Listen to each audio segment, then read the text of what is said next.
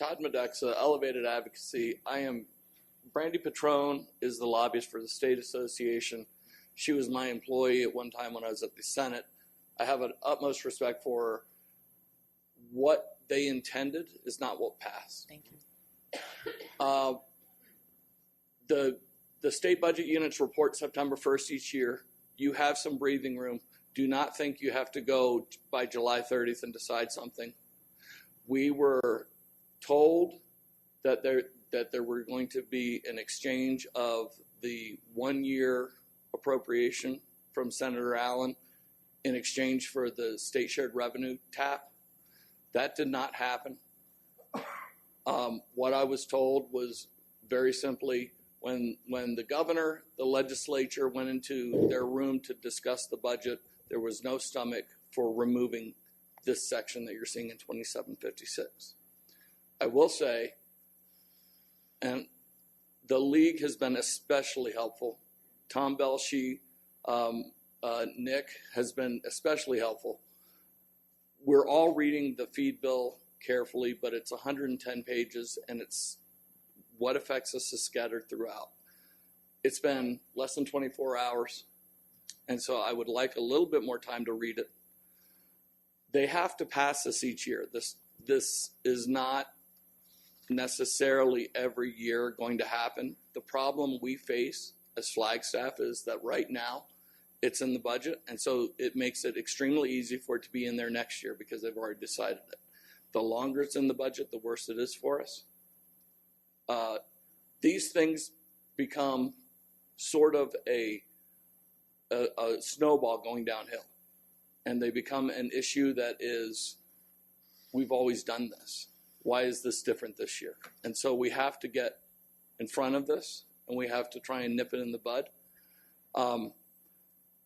I appreciate folks saying, well, we just saw this 2 days ago. We've known about this language for some time. We've communicated with the city. We fought against it. Unfortunately, the legislators that represent Flagstaff were not, lacked the fortitude to say no on the budget for this issue. We asked them to. I guess I'll leave it at that. If you all would like to go into e-session. I guess I have one follow-up question Sure. for you. So they look at the budget, the department heads look at the budget in September of each year. So the idea is that they would provide that information then, and then it would go into the following year. So does that mean for a whole entire year we're not going to deal with this issue? And then if so, where is this July 30th mark that we seem to be coming up against in the other part of the bill? Do you understand my question? I do, Madam Mayor, I do understand your question. I can't explain this. This is not what I would have crafted. They specifically put in there 2018 to 2019. I can't explain it. It is what we wanted. We should have changed those years to 2019, 2020, correct? Budget, and Mr. Belshey and I are planning to go talk to the controller and talk to various department heads. What we want to get our heads wrapped around is where are contractors intertwined with the city of Flagstaff? And so we're working in that direction. There are a number of contractors who are intertwined with you all who already pay higher than the minimum wage. So we don't need to worry about them, but we would like to know where they are and who we don't need to worry about. Second question, your head of access, how do you attribute what you're paying to the disabled service providers?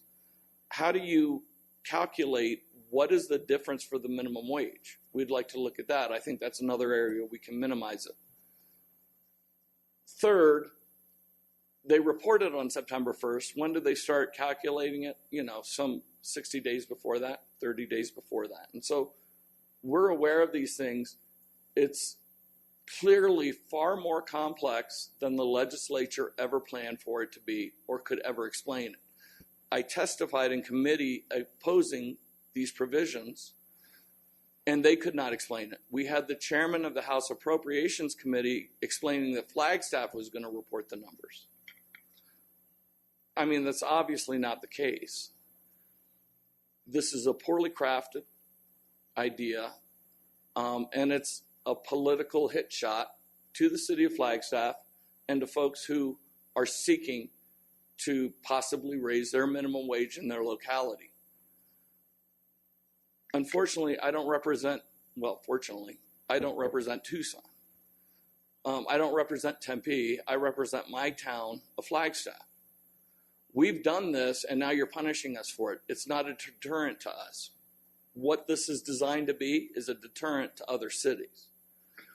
I will say this, you know, I've said it once before, I'll say it again. The league is immensely helpful, but when there's one city on the hook, it's very hard to get cities across the state to call their representatives to say this is a bad idea.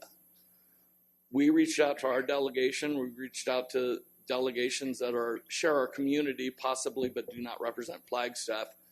Unfortunately, the ones who could have made a difference chose not to, and then the others were sympathetic but ineffective.